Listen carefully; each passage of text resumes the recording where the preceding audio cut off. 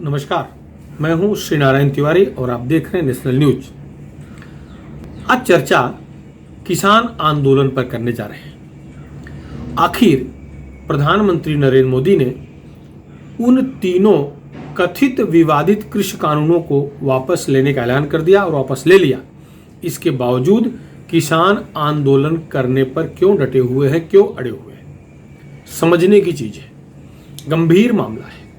इसे एक तरह से देश के खिलाफ मामला माना जाना चाहिए, क्योंकि कानून बनाने का काम संसद का था।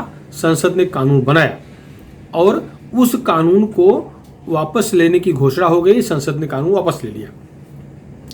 टेक्निकल चीजें आगे पीछे हो सकती हैं, लेकिन प्रधानमंत्री ने घोषणा कर दी है तो कानून समाप्त हो चुका है। वैसे उस कानून पर अमल ही नहीं हुआ था। जिस कानून पर इतना विवाद छेड़ दिया गया, इतना आंदोलन कर दिया गया, साल भर किसान आंदोलन करते दिखे, वह कानून अमल में ही नहीं लाया गया था।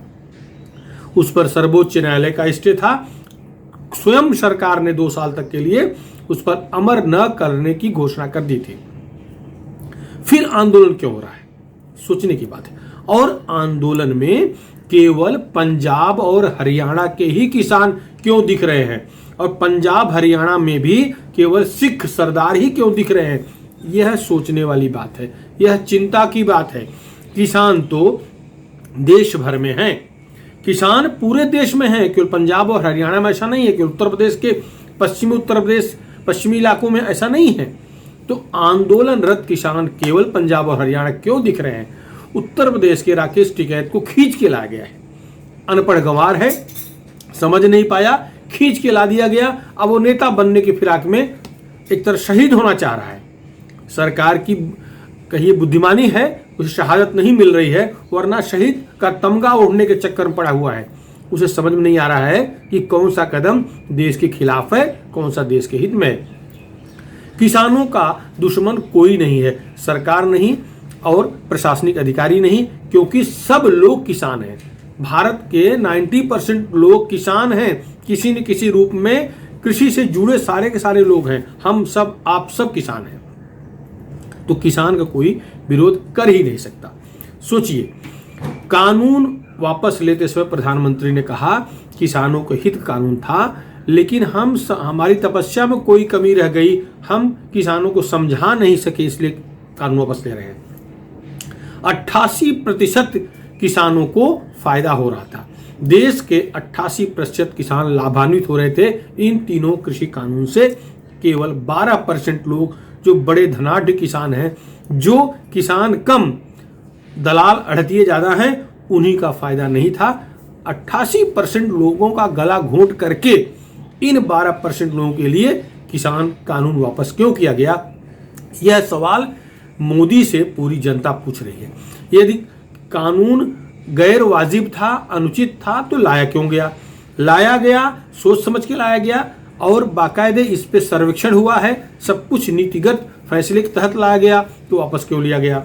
आंदोलन कर रहे किसान को समझाना चाहिए था। अगर वो नहीं समझ पा रहे थे तो जिस भाषा में वो समझते, जिस शैली में वो समझते, उसी भाषा उसी शैली में समझाना चाहिए था। क्यों नहीं समझाया गया? यह मोदी की विफलता है, अमित शाह की विफलता है।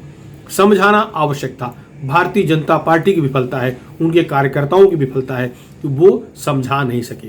भाषण देने से नहीं काम चलेगा। समझाने के लिए जो आवश्यक कदम उठाने थे, मैं जो कुछ कह रहा हूं आप समझ रहे हैं, वो उठाना चाहिए था, क्योंकि 88% लोगों का हित इन तीनों कृषि कानून से, इन तीनों कृषि कानून में समाहित था।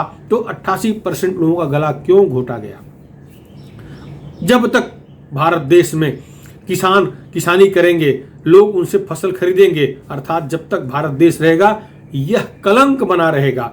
यह कलंक कभी मिटने वाला नहीं है, क्योंकि 88% लोगों का गला घोट करके 12% लोगों के फायदे के लिए यदि इसे वापस लिया गया है तो कलंक है। आइए हम विचार करते हैं कि पंजाब के सरदार जी लोग हमारे इतने क्यों नाराज हो गए। पहली बात तो लैंड सीलिंग एक्ट है, जिसमें निर्धारित है उतनी जमीन, कृषि योग्य जमीन के अलावा कोई जमीन रख नहीं सकता। पंजाब, हरियाणा और पश्चिमी उत्तर प्रदेश, खीरी लखीमपुर वगैरह इलाकों में हजार एकड़ जमीन रखने वाले किसान भी हैं, वो सब सरदार जी हैं, सब सरदार जी।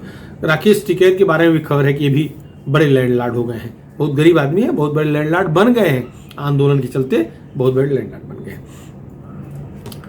और सन 2016 की जो नीति आयोग की रिपोर्ट आई है उसके मुताबिक पंजाब के किसान 100% अपनी फसल को एमएसपी बेचते हैं। पंजाब के किसान अपनी फसल को 100% एमएसपी बेचते हैं। अब समझ लेते हैं एमएसपी क्या है। मिनिमम सपोर्ट प्राइस, न्यूनतम समर्थन मूल्य, यह निर्धारित होता है commission for agriculture cost and prices, CACP निर्धारण करता है। इसमें अधिकारी होते हैं, जनता के प्रतिनिधि होते हैं, मूल्य तय करने का काम ये करते हैं, ठीक है। और एमएसपी के तहत 22 फसलें आती हैं, गेहूं, धान, ज्वार, मक्का, मूंग, मूंगफली, सोयाबीन, तिल, कपास, अरहर, उड़द, मसूर, सरसों, सूरजमुखी, गन्ना, जूट आदि 22 तरह की 22 फसलें आती हैं जिनको एमएसपी के तहत सरकार खरीदती है। अब 1965 में ग्रीन रिवॉल्यूशन के तहत एमएसपी घोषणा हुई थी और 66-67 पहली बार गेहूं खरीदा गया था, सरकार ने गेहूं खरीदा और आवश्यकता थी। अब ये किसान जब तीनों कानून वापस हो गए हैं, ये राकेश टिकैत वाले किसान कह रहे हैं कि जो भी वो पैदा करें उसे खरीद लो। खरीदने के लिए पैसा कहां से आएगा? पैसा देता है करदाता, टैक्स पेयर का पैसा है, जनता का पैसा है। अगर इनके द्वारा पैदा की गई फसल इन 22 के अलावा खरीदेंगे तो क्या करेंगे उसका? पहली बात तो वही चीज पैदा किया जाना चाहिए, चाहे प्रोडक्शन हो इंडस्ट्री का या खेती का, जिसकी खपत हो। जो खपत जो आवश्यक ना हो, जिनकी उपयोगिता ना हो, ऐसी चीजें न इंडस्ट्री बनाए और न किसान पैदा करें, होना ये चाहिए। ये टिकैत कहता है कि हम जो कुछ पैदा करें किसान खरीद लो, एमएसपी तय करो। एमएसपी पर पूरी इकोनॉमी निर्भर करती है। आइए हम पंजाब की थोड़ी बात कर लें। पंजाब 16 नीति आयोग की रिपोर्ट अभी जो सदन में मंत्री ने बताया था उसके मुताबिक ऑन रिकॉर्ड की बात कर रहा हूं। ये ऑन रिकॉर्ड है कि किस तरह से सरकार को ब्लैकमेल करने की कोशिश की जा रही है। पंजाब और हरियाणा किसान किस तरह से ब्लैकमेल कर रहे हैं। एमएसपी पर अभी जो एमएसपी घोषित हुई उस पर पंजाब और हरियाणा के या पूरे देश के लगभग 43.33 लाख किसानों ने गेहूं एमएसपी पर दिया, सरकार ने खरीदा। सोचिए, पूरे देश के किसानों ने 43.33 लाख किसानों ने एमएसपी पर अपना गेहूं बेचा, जिनमें 10.49 लाख किसान केवल पंजाब के थे, 7.80 लाख किसान हरियाणा के थे। अर्थात 42% गेहूं केवल पंजाब और हरियाणा के किसानों ने एमएसपी पर बेच दिया। बाकी में पूरा देश 28 राज्य और केंद्र शासित जो क्षेत्र उनको मिला, वो सबको शेष में 42% केवल पैसा ये 2 राज्य ले गए। इसी तरह से धान का देख लीजिए, 1.24 करोड़ किसानों ने धान बेचा एमएसपी पर, जिनमें 11.25 लाख पंजाब के किसान, 18.91 लाख हरियाणा किसान, अर्थात 25% केवल पंजाब और हरियाणा किसान लाभार्थी हैं। ये सदन में पेश की गई राव साहब दानवे, राज्य मंत्री राव साहब दानवे की रिपोर्ट है। तो समझ में आ रही बात। सर्वाधिक एमएसपी का फायदा कौन ले रहा है? पंजाब और हरियाणा। आंदोलन कौन कर रहा है? पंजाब और हरियाणा किसान। कानून वापस हो गया तीनों, जो कहते थे देश के लिए घातक, किसान घातक है। इसके बाद आंदोलन जारी है। आंदोलन में कौन दिख रहे हैं? केवल पगड़ी, केवल सरदार, केवल सिख। अब ये कहते हैं 28 राज्य और 8 केंद्र शासित राज्य हैं, इनमें जो कुछ पैदा हो रहा है उस पे इनकी चिंता नहीं है। ये अपने राज्यों को लोग करके परेशान हैं और चाहते हैं एमएसपी बढ़ा दी जाए। एक और चक्कर इनका है, एमएसपी बढ़ जाए तो लाभ कैसे होगा? देखिए, सरकार जो कृषि कानून लाई थी उसके मुताबिक सारा का सारा पैसा सीधे किसानों के खाते में जाएगा। यदि लैंड सीलिंग एक्ट के हिसाब से आपको 12 एकड़ जमीन ही रखने का अधिकार है, तो 12 एकड़ जमीन में कितना गेहूं पैदा हो सकता है, यह अनुमानित राशि सरकार तय कर लेती है। ये फिक्स है कि मैक्सिमम कितना गेहूं पैदा होगा, उसमें से कितना आप अपने उपयोग के लिए रखेंगे और कितना बेच सकते हैं। इस हिसाब से 12 है 12.5 एकड़ के हिसाब से किसान अपना जो गेहूं पैदा हो रहा है, जो चावल पैदा हो रहा है, अथवा जो 22 जीन्स निर्धारित की गई हैं एमएसपी के तहत खरीदने के लिए, उनमें जो पैदा किए हैं वो दे सकते हैं। अब ये क्या कर रहे हैं, आज तक पूरे देश के अपनी यंत्रणा के मार्फत गेहूं चावल या जो 22 तरह की फसलें हैं वहां के लोगों से खरीदवा करके ये उठा लाते हैं पंजाब हरियाणा। 10% मान लीजिए उसमें इनका खर्चा हो गया। 25 रुपए एक चीज वहां 5 रुपए में खरीदे हैं, 5 रुपए पकड़ और ला करके 25 रुपए एमएसपी पर यहाँ पंजाब हरियाणा में बेच दे रहे हैं। लाभ ही लाभ, कोई निर्धारण नहीं है कि कितना गेहूं देना है, कितना कुंटल देना है, कितना नहीं देना है, कितनी जमीन कितना पैदा किए। 12.5 एकड़ जमीन में कितने हजार क्विंटल गेहूं पैदा कर दिए, ये कोई निर्धारण नहीं था। और ये 100% एमएसपी पर ही अपना बेचते हैं, और एमएसपी बढ़ेगा तो फिर यही लाभ उठाएंगे। उत्तर प्रदेश और बिहार, मध्य प्रदेश, हरियाणा, मध्य प्रदेश, छत्तीसगढ़, जिन राज्यों में जैसे ही गेहूं पैदा होता है लोकल दलाल सक्रिय हो जाते हैं, वो खरीदते हैं। उनके ट्रक भर भर के उनके मार्फत यह गेहूं या अन्य जो 22 जीन्स वहां पैदा होती हैं उनमें से वो सीधे पंजाब हरियाणा चले जाते हैं और वहां से सीधे एमएसपी बेच देते हैं। ये सत्यता है। इसीलिए तो सारे सरदार बेचारे परेशान है, बेचारा कह रहा हूं उनको। अगर ये कानून लगता तो इनको जितनी जमीन रखने की, जितनी जमीन होल्डिंग की इनको परमिशन है, उस होल्डिंग में कितना गेहूं चावल पैदा हो सकता है, इसके साथ साथ कितना कौन सा उपज लगाए हैं, कौन सी फसल पैदा कर रहे हैं, इसकी रिपोर्ट सरकार के पास अग्रिम देनी पड़ती है और सरकार के पास रहती है। वो पटवारी और लेखपाल के माध्यम से वो रखते हैं, सर्वे होता है। उसके अलावा बेच नहीं सकते और ये सारा का सारा पैसा सीधे खाते में जाता, सरकार की निगाह में रहता। कानून तो इसलिए नहीं चाहिए, ठीक है कानून नहीं चाहिए, अब चाहते हैं एमएसपी लाद दो हमको, जो पैदा करे वो ले लो। राकेश टिकैत समझ में नहीं आ रहा है कि पश्चिमी उत्तर प्रदेश में गन्ना बहुत पैदा होता है और गन्ने का कोई इशू नहीं है। अखिलेश सरकार ने पैसा नहीं दिया था, सच है, लेकिन योगी आते ही सारे बकाये को पूरा कर दिया और अभी तत्काल भुगतान हो रहा है, कोई अड़चन नहीं है। जो निर्धारित समय सीमा है उसके पहले भुगतान हो रहा है, तो वहां कोई विषय है नहीं। लेकिन टिकैत नेता, किसान नेता खुद लोकसभा विधानसभा चुनाव लड़के हार गए हैं। आज भी स्थिति यह है, मुजफ्फरनगर या उस इलाके में चुनाव लड़ेंगे तो जीत के आने वाले नहीं है। ये तो मोहरा बन गए हैं, ये तो सिखों का मोहरा बन गए हैं। सिख आंदोलन समाप्त हो गया था जिस समय 26 जनवरी को भारत के तिरंगे का अपमान हुआ था और वहां खालिस्तानी झंडा लगा दिया गया था। उस दिन ही सारे सिख डिमोरलाइज हो गए थे और देश उनसे घृणा करने लगा था कि भारत के तिरंगे का अपमान करके खालिस्तानी झंडा कैसे लगा दिया गया।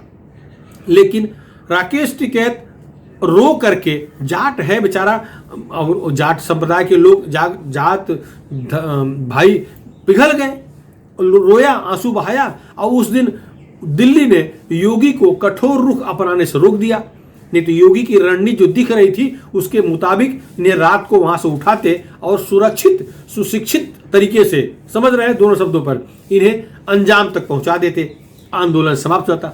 लेकिन दिल्ली ने कह दिया कि ठंडा करके खाओ और ठंडा कर खाने में भस्मासुर तैयार हो गया। वो इशू नहीं है, आंदोलन करने का अधिकार है, लेकिन आपको अधिकार है, स्वतंत्रता है, लेकिन दूसरे की स्वतंत्रता का हनन करके आपको कोई स्वतंत्रता नहीं मिली हुई है। वो आपकी स्वतंत्रता वहीं समाप्त होती है जहां से दूसरे की स्वतंत्रता शुरू हो जाती है। तो आप रोड बंद किए हो, आपका कोई अधिकार नहीं है। दिल्ली को बंधक बनाने का कोई अधिकार नहीं है। मुझे तो आश्चर्य हो रहा है मीलाड पर, सर्वोच्च अदालत पर, कि वो क्यों नहीं इस पर कड़ा रुख अख्तियार किए। वो मान रहे हैं गलत हो रहा है, फिर भी आदेश नहीं दे रहे हैं। और केंद्र सरकार तो पता नहीं किस नोबेल पुरस्कार के चक्कर में क्यों ठंडा कर खा रही है, ये भी समझ में नहीं आया। अब किस कानून वापस हो गए हैं, अब और मांग करेंगे, अब और मांग कर रहे हैं, 6 और मांग भेज दिए हैं। एमएसपी घोषित करो, 70 साल से क्यों नहीं घोषित करवाए एमएसपी? आपके दादा भी तो, पिताजी भी तो आंदोलन कर रहे थे, क्यों नहीं घोषित कानून बनवा लिए? आज ही कानून बनवाने की अवस्था है। आज तो सर्वाधिक दाम पे खरीदा जा रहा है सब कुछ। एमएसपी के तहत जो चीजें आ रही हैं, अनाज 7 जीन्स हैं, दलहन की 5 जीन्स हैं, तिलहन की 7 जीन्स हैं, ये सब तो खरीदी जा रही हैं। अब चाहते हैं जो पैदा कर दे, जो भी कसकुट भसकुट पैदा करे वो सब खरीद ले सरकार एमएसपी पर। क्या करेंगे उसको, ये मुद्दा हो गया। दूसरा, एमएसपी पिछले कई दशकों से एमएसपी चालू है, कोई कानून नहीं है, कोई बाधा नहीं आ रही, कोई सरकार रोक नहीं कर लगा रही, कोई सरकार रोकने की हिम्मत नहीं कर पा रही। तो कैसे रुक जाएगी एमएसपी, रुकने का नाम नहीं लेगी। लेकिन इनको तो बस अड़ंगा डालना है, इनको तो अपने आकाओं को खुश करने के लिए बस वहां बैठे रहना है, बैठे रहना है, बैठे नहीं, बैठे बोलते हैं ना, मिठा मिठा बोलते हैं ना, वहां बैठे रहना है और पैसा विदेशों से आता रहे, इंजॉय करें। अब मोदी की गलती यह है कि विदेशों से पैसा आना रोक दिए हैं। डायरेक्ट जितने भी ट्रांजैक्शन हो रहे थे सब पर नजर है सरकार की। अब ये परेशान है, लेकिन तो भी हवाला के माध्यम से पैसे तो आ ही रहे हैं।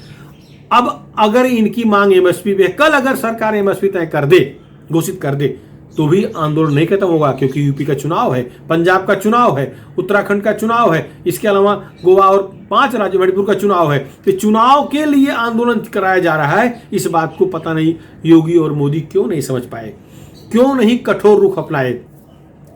रामचंद्र जी को मानते हो योगी ना, मोदी रामचंद्र जी को मानते हो ना, तो एक वही कहा गया 60 साठ्यम समाचरित। अब ये टिकैत 60ता पर उतर आया है। वार्ता की जो सीमा वो लांघ चुका है, संयम की सीमा लांघ चुका है। भगवान रामायण की लाइन है, 60 सन विनय कुटिल सन प्रीति, सहज कृपिन सन सुंदर नीति।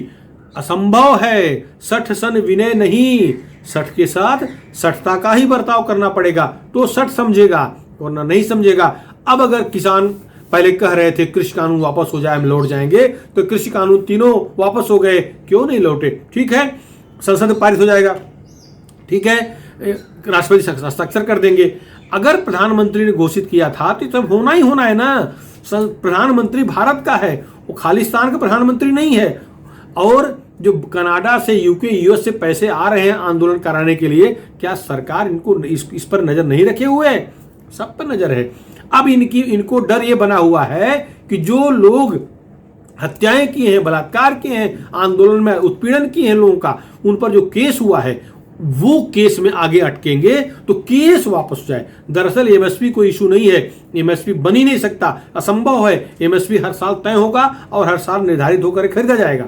इन्हें पता है ये आर्थिक व्यवस्था से जुड़ा मामला है, ये कभी नहीं हो सकता। इन्हें दरअसल कानून कि शिकंजे में जो फंसते दिख रहे हैं उससे बचने का मार्ग चाहिए। वो ये है कि जो हत्याओं का मामला दर्ज हो, अब जिस दलित भाई को हाथ पैर काट के उल्टा लटका के मार डाले हैं निहंगों ने, अब उन पर हत्या मामला वापस ले ले।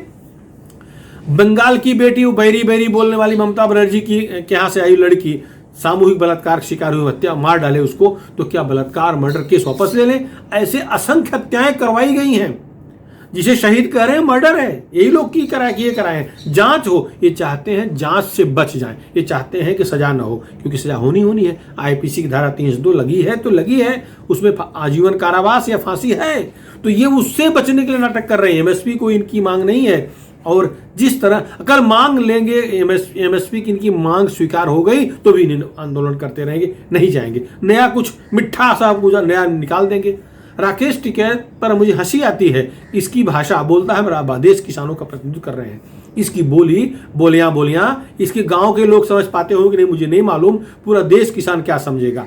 और पूरे भारत का प्रतिनिधित्व कर रहे हैं सरदार जी लोग हमारे जो बैठे आंदोलन कर रहे हैं, जब बोलते हैं तो जो भाषा बोलते हैं उसे कितने लोग समझते होंगे। तो वो अगर वो अपने 2 करोड़ पंजाब के रहने वालों के लिए अगर बोल रहे हैं तो इसका मतलब आप समझ जाइए क्या करना चाह रहे हैं। वो एक्चुअली खालिस्तानियों को समझाने के लिए जो लोग प्रवक्ता बन के बोलते हैं वो असली पंजाबी सरदार किसान नहीं है, वो खालिस्तानियों के प्रवक्ता हैं ऐसा लगता है। वो उनको समझाना चाहते हैं जो उनकी भाषा समझते हैं, वो इसलिए उसमें बोलते हैं। क्या हिंदी नहीं बोल सकते? पूरे देश के 90% ट्रक ड्राइवर तो सरदार ही मिलेंगे, अच्छी हिंदी बोलते हैं, मतलब हिंदी बोल सकते थे, ये उस भाषा में बोल सकते थे जिसको देश समझ सके, लेकिन नहीं बोलते हैं क्योंकि उनको समझाना खालिस्तानियों को है, इनके आकाओं को है। ये हमारे देश के किसान हैं, ऐसा कहने में शर्म आ रही है, क्योंकि देश के किसान सड़कों पर नहीं बैठेगा। देश के किसान खेतों में काम करवाता दिखेगा। साल भर सड़कों पर बैठे हुए लोग किसान नहीं, ये बिचौलिए थे। वो 12% लोगों में से हैं, 12% जो दलाल थे। 88% नहीं, जो देश के असली किसान 88% जो किसान हैं वो खेतों में पड़े हुए हैं। आंकड़ा बता रहा है कि किस तरह से पंजाब, अकेले पंजाब और हरियाणा पूरे देश की जो एमएसपी की राशि है किस तरह से गटक रहे हैं, निगल जा रहे हैं। तो इनका रोना वो है। ठीक है, अब सरकार जब एमएसपी पर भी विचार करेगी, आंदोलन हो चुका है, तो सरकार प्रदेशों के हिसाब से राशि तय करेगी। कितनी राशि किस प्रदेश को एमएसपी के लिए देना है, कितनी धनराशि किस प्रदेश को एमएसपी के तहत देना है, किस उपज के लिए कितनी देना है, ये तय करना होगा। क्योंकि देश के सभी राज्य को, किस राज्य के किसानों को उनका हक चाहिए कि 2 राज्य किसान मालामाल होंगे, पूरा देश मालामाल नहीं होगा, पूरा देश खुशहाल नहीं हो जाएगा। सबको अधिकार चाहिए और बनाने की आवश्यकता है। नोबेल पुरस्कार मिले या न मिले, प्रधानमंत्री मोदी को इस पर अमल करना पड़ेगा। सॉरी बोलने से काम नहीं चलेगा। देश जनता आपसे सॉरी सुनने के लिए प्रधानमंत्री नहीं बनाई, इतना बम्पर वोट दे करके नहीं भेजी। आप माफी मांगो। आपके कठोर रुख के लिए देश जनता ने वहां भेजा था, कठोर फैसले के लिए भेजा था, क्षमा याचना के लिए नहीं भेजा था। और क्षमा भी अगर देश की जनता से मांगे हैं अच्छी बात है, लेकिन गलती क्या की है? गलती कुछ किए नहीं थे, फिर भी क्षमा मांगे, ठीक है, ये बड़प्पन हो सकता है। नोबेल पुरस्कार के लिए ऐसे बड़प्पन की आवश्यकता नहीं है। कठोर बनिए, सठों के साथ सत्ता का ही बर्ताव करना पड़ेगा, अपराधियों के साथ अपराधियों जैसा बर्ताव करना पड़ेगा, अपराधियों से निपटने के जो कानून बने हैं वैसा मेरा मतलब। तो माफी विकल्प नहीं है, माफी विकल्प नहीं है। और भी डीप तक जाएंगे तो आप हैरान हो जाएंगे कि केंद्रीय राशि जो एमएसपी पर खर्च होती है केवल 2 राज्य ले जा रहे हैं, केवल 2 राज्य। बाकी राज्य 28 में 2 राज्यों को पूरा पैसा मिल रहा है। ये रोना वहां है। खालिस्तानियों ने समझा दिया था कि अगर ये कानून आ गया, तीनों कानून लागू हो गए तो पैसा तो पूरे देश भर चला जाएगा। 2 राज्यों को क्या होगा? 2 राज्य सब सरदारों का। हरियाणा में भी चढ़नी बुढ़नी बैठे, ये भी सरदार ही है, सिख ही हैं। हरियाणा का और किसान नहीं है। ये तो टिकैत बस मोहरा बन चुका है। कुल मिलाकर के पंजाब और हरियाणा के सिखों ने जिस तरह से आंदोलन को चलाया है, इसके पीछे कोई गहरी साजिश है, इसमें 2 राय नहीं है। क्योंकि आम सिख, आम पंजाबी, आम सरदार इसमें शामिल नहीं है, अपने खेतों में है। ये जो आंदोलनकारी किसान हैं उनके बारे में मैं कह रहा हूँ। आंदोलनकारी किसान हैं, अड़तिये हैं, दलाल हैं, वो तय करना आवश्यक है। फिलहाल इस मुद्दे पर इतना ही। आपको क्या लगता है, एमएसपी के तहत केवल खरीदारी पंजाब और हरियाणा में ही होना चाहिए, केवल सिखों की ही उपज खरीदी जानी चाहिए, या पूरे देश के किसानों को यह राशि बांट देनी चाहिए? आपकी जो राय हो आप उसे हमारे चैनल के, नेशनल न्यूज चैनल के कमेंट बॉक्स में अवश्य लिखें। यदि अभी तक आप हमारे चैनल को सब्सक्राइब न किए हों तो सब्सक्राइब जरूर कर लें, जिससे कि इस तरह के राष्ट्र जुड़े मुद्दे पर जो भी हम वीडियो बनाए और पोस्ट करें वो आपको तत्काल मिल जाए। धन्यवाद।